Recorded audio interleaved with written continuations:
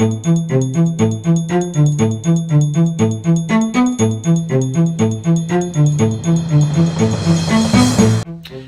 everybody. Today I will be speaking on a very common question in the minds of both believers and non believers. Jesus, how can he be God and Son of God? Now, Jesus is called the Son of God many times in the scriptures, but he is not a son in the human sense because God is not human. And we read this in Numbers chapter 23, verse 19, which says, God is not human that he should lie, not a human being that he should change his mind.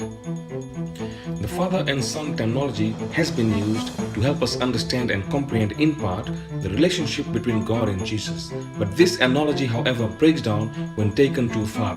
Because unlike man, Jesus was not created from dust. Jesus is not a creation, he is the creator.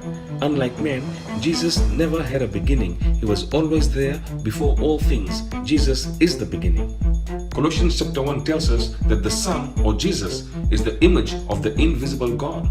Everything in heaven or on earth, visible or invisible, rulers, powers, and authorities have been created by him and for him.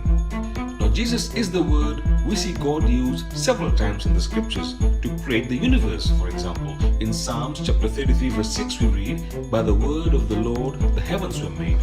Or to heal the sick and needy, for example, in Psalms chapter 107 verse 20 we read, he sent out his word and healed them and delivered them from their destruction.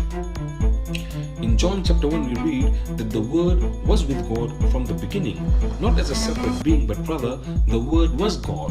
And just as we speak out our will to others, the Word became flesh to speak out God's will to us.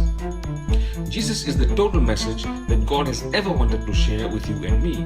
And by making peace through shedding his blood on the cross, Jesus is everything anyone will ever need for a reunion or reunification with God.